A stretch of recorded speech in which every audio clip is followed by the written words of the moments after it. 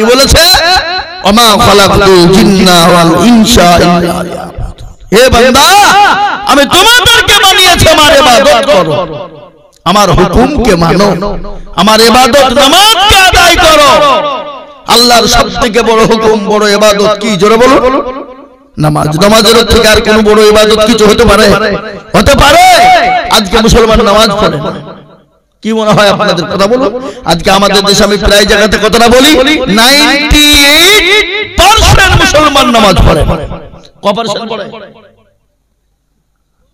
2% তা আপনাদের কি মনে হয় এই 2% লোকের নামাজ হয়ে যায় না হতে পারে কোন রকম ভাবে 1% লোকের নামাজ হয় আর আরেক% লোকের নামাজ হয় না বলে হুজুর আপনি কি করে জানলেন আমি বলছি চাচা দাড়ি পেকে গেছে চুল পেকে গেছে গাল বসে গেছে দাঁত পড়ে গেছে চোখে নরম হাত দুর্বল কিডনি নরমাল এ দুর্বল সব শেষ 20 বছর নামাজ পড়ছে আত্তাহিয়াত জানে তো দুরূদ শরীফ জানে না দুরূদ শরীফ জানে তো দোয়া মাসুরা জানে না দোয়া মাসুরা জানে না তো দোয়া সানা জানে না ইন্না তাইনা কুল দেখা যায় তার মধ্যে 20টা ভুল কি আছে না নাই কথা কোন কোনদিন ইমাম সাহেবকে বলে না হুজুর গো আপনি তো আমাদের ইমাম একটু নামাজটা ঠিক করে দেন একটু কোরআনটা ঠিক করে দেন একটু সুন্নাহটা ঠিক করে দেন একটু দুরূদ শরীফটা ঠিক করে দেন জীবনেও কোনদিন ইমামের কাছে বসে না বসে কথা কোন কেন বসে না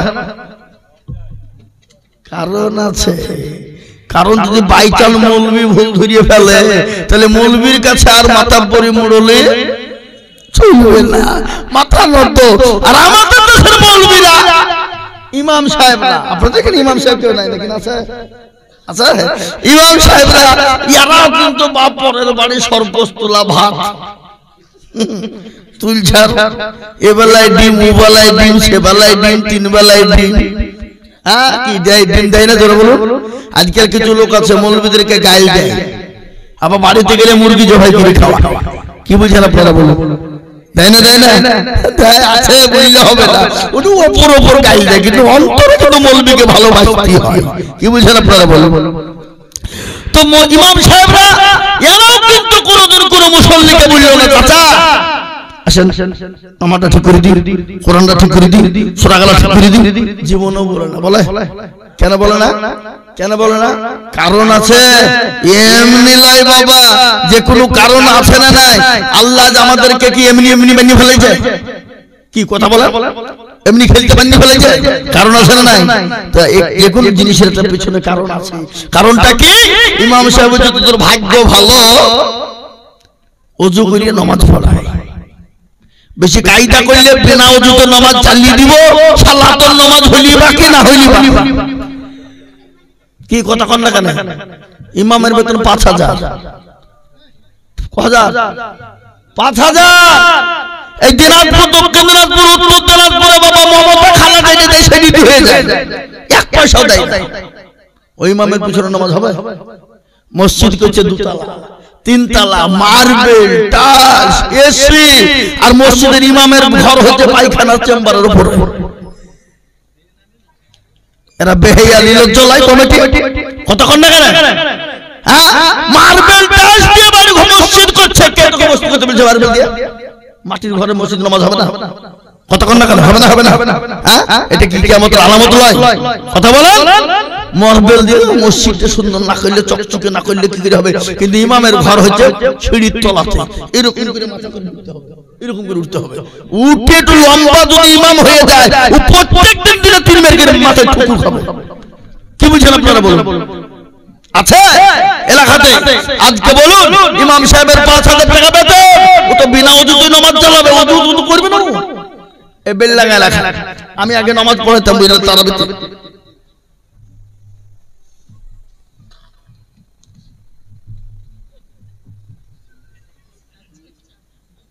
এই টাকা কই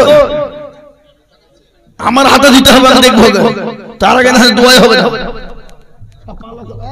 এই তো আমি এই নিতে বলছিলাম আল্লাহ এখন নামটা বললে তো দিল্লি ঠান্ডা হইতো আর 30,000 চাতো আর 30,000 দেবে না একটু বুঝলে দেখেন না যদি 1 লাখ করে দেয় তো আমার ডান্ডা ঠান্ডা হইতো সারা দেশে আমি ওর লেগে দোয়া করতো হ্যাঁ ও আল্লাহ 10,000 একটু দেখেন দেখেন দেখেন দেখেন একটু জোরহাট করছে আমি একবার গোটা এলাকা পর্যন্ত প্রচার করে ফেলবো ইনশাআল্লাহ বলেন না 10,000 টাকা উপরে দিবে থেমে দিবে এখন দিতে হবে না ইনশাআল্লাহ কি বলছ না কি রে বলছ না হবে হবে ইনশাআল্লাহ হবে 5 লক্ষ টাকা আর 10,000 টাকা দিবেন তো না ই কি গো হ্যাঁ আর 10,000 টাকা আপনার থাকলো ওখানে নামটা লিখে রাখেন 10,000 টাকা পরে দিবে সে ইনশাআল্লাহ আচ্ছা এই যে টাকা দিতে সেখানে আছে না নাই আছে ও মুসলমান এক্ষুনি আমি দোয়া করব জানভীর দিল থেকে বাপ আহা এই কে গো ভিতরে কে লিয়ে বাড়িতে কি হওয়া আর 10,000 টাকা দাও শোনা আল্লাহ তোমার ভালো করো জানভীর দোয়া করব খাস করে দোয়া করব দিল থেকে দোয়া করব মন দিয়ে দোয়া করব আছে না দিবে দিবে ইনশাআল্লাহ মনটা নরম হোক এতগুলো টাকা যখন দিতে পেরেছি তখন আর 10,000 দিবে না কেন কি বুঝছেন আপনারা বলুন কি কথা বলছেন না কেন বলেন আপনারা বলুন হ্যাঁ দিবে ইনশাআল্লাহ আমি দোয়া করে দিছি আল্লাহুম্মা আমিন 1 লাখ টাকা দোয়া করে দিলাম ইনশাআল্লাহ আর 10,000 টাকা দাও ভাই দাও हम বুঝতে পেরেছি কে দিয়েছে আমি বুঝে ফেলেছি চেহারা খান নাম আর আমি তো জানি আল্লাহুম্মা আমিন দেখেন 90,000 টাকা নগদ আর 10,000 টাকার আবেদন হবে ইনশাআল্লাহ আল্লাহর একবার জোরে সরে mohabbat দিয়ে জোর দিয়ে বলি তো বাপ নারে তাকবীর এমন তাকবীর বাপ না যে বেলডাঙ্গা হসপিটাল থেকে বসেছে জোর দিয়ে বলি নারে তাকবীর এই মাইকে সাউন্ডটা বাড়ান বাড়ান সাউন্ড বাড়ান আল্লাহুম্মা দেখেন আল্লাহ রব্বিনা বান্দা বেনামি গছিল এ 90,000 টাকা দেখো নগদ দামিল এ বাকি 10 আমি তাহার আবদারও করিলাম সব মিলে 1 লাখ হয়ে যাবে দান আর দোয়া করি আমি বেনামি খারাপ আল্লাহ দিও বেনামিকে সুখের জীবন সত্তর গফর তুমি ওগো পাক ভারী আর মিজানে নেকিরি পাল্লা করে দিও ভারী এরকম বান্দা যদি আরো হইতো লাখে লাখে টাকা দেখো পাল্লা লেগে যেত সত্তর গফর তুমি ওগো পাক বানা ক্ষমা করে দিও তুমি জিন্দেগির গুনাহ এই দেখেন বাপ 90,000 টাকা নগদ আর 10,000 টাকা আবেদন করেছি ইনশাআল্লাহ দিবে পাইলিয়ে গেল মনে হচ্ছে যেটা বলছিলাম বাপ কি কথা বলছিলাম আমি যে কথাটা বলছিলাম সে কথাটা কি ভুলে গেলাম ইমাম ইমাম বাপ নামাজ পড়ে আলহামদুলিল্লাহি রাব্বিল আলামিন রহমানির রহিম মালিল্লাহ মাস তো শেষ 5,000 টাকা বেতন আল্লাহ ওই টাকা দিয়ে কি করব বই ছায়া কিনবো না ব্লাউজ কিনবো ছেলের ওষুধ কিনবো না জামা কিনবো গায়রিল মাগদুবি আলাইহিম ওয়ালাদ-দাল্লিন আমিন ফেরেশতা বুঝি কি নামাজ চলছে আই শিখবো আই ইমাম তো পিটবো মুসল্লিদের কো আই দেখবি আর আমাদের মসজিদের সেক্রেটারি কারা সভাপতি কারা ক্যাশিয়ার কারা মসজিদের দরজা চিনে না যারা সপ্তাহে একদিন মুরলি করতে যায় কি কথা কোন না সপ্তাহে একদিন মুরলি করতে যায় আবার এমন সেক্রেটারি মসজিদে আছে মসজিদের টাকা দিয়ে লটারি কাটে হ্যাঁ আমি জানি তো লটারি কিনে শুক্রবার দিন টেরে গেছে টেরে এই নুঙ্গি টেরে দিয়ে নামাজ পড়তে গিয়ে বাপজি রুকুর দিকে উঠতে গিয়ে নুঙ্গি খুলে পড়ে গেছে লটারি পড়ে গেছে ও নুঙ্গি তোলা বাদ দিয়ে লটারি বলে ইজ্জত চলে যায় বেইজ্জতি হওয়া যাবে না কি বুঝলেন বুঝলেন এই তো সেক্রেটারি আর সেক্রেটারি কাকে করছে মাল নাই প্রতিদিন চাইছে সুদখোর ঘুষখোর জেনাখোর ব্যভিচারিণী সব ভিতরে আছে ও হচ্ছে মসজিদের সেক্রেটারি আল্লাহর কি দিয়ে ফিরবে না কথা কোন না কেন আপনারা বলুন হ্যাঁ এই বাপজি ওর পয়সা থাকলেই হলো ওকে নেতা বানিয়ে দে এই দক্ষিণ 24 পরগনা জালসায় ছিলাম আজকে তো সভাপতি মৌলভী সাহেব আছে দাঁড়িয়েওয়ালা সভাপতি আছে এই সব মাল কিন্তু মাল আছে ও মাইকের কাছে গিয়ে বলছে দেখেন সবাই মিলে আমাকে সভাপতি করে দিল, তার জন্য আমি গর্ববোধ। আবারও বলছে দেখেন আমাকে ধরিয়ে ফিরিয়ে সভাপতি করে দিয়েছে, তার জন্য আমি আবারও গর্ববোধ। মৌলভী সাহেব মাইক খোলো, কে তোমাকে সভাপতি করেছে? আমি জানি মামুনেরা বিয়ে হইলে বছরে একবার গর্ভবতী হয়, আর তুমি 2 মিনিটের মধ্যে তুমি গর্ভবতী হইলে, তার মানে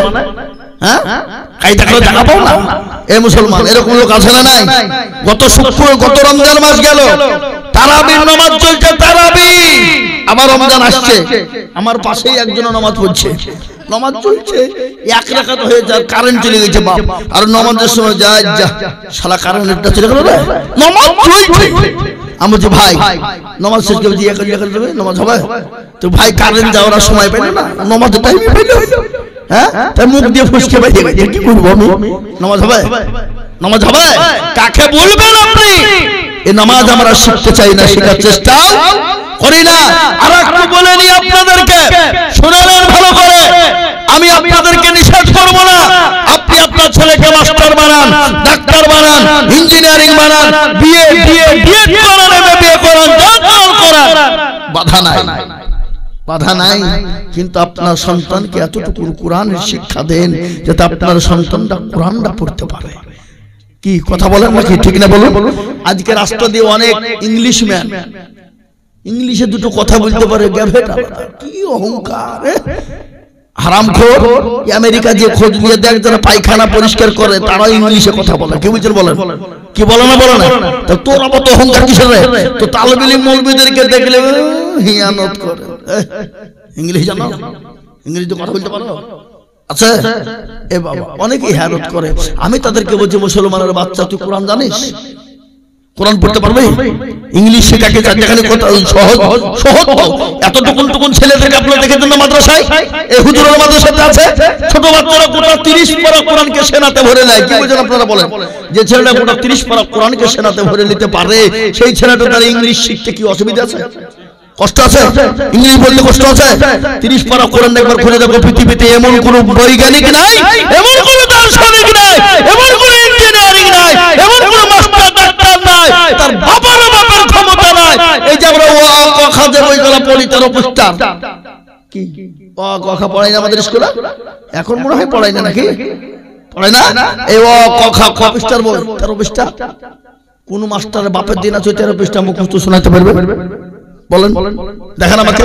কোন ইঞ্জিনিয়ার এমএ বিএড হয়ে গেছে, এই হাই শিক্ষিত ইংলিশম্যান, ওর বাপেরও বাপ নাই যে ওই 13 পৃষ্ঠার গোটা বইকে মুখস্থ শোনাতে পারবে।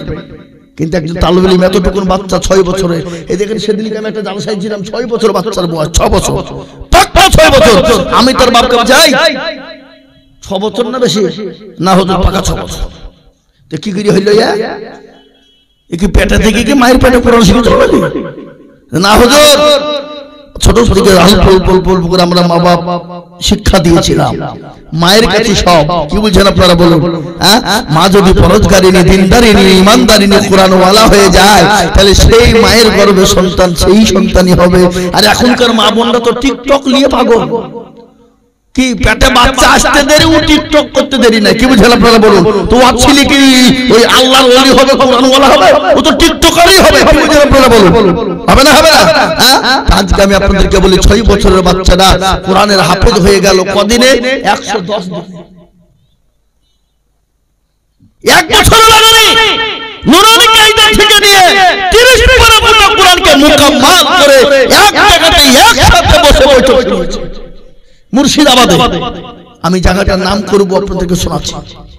এই দেখেন কামগির পাশে একটা মাদ্রাসা আছে, তেলডুমা বলে একটা জায়গা আছে, বুঝলেন?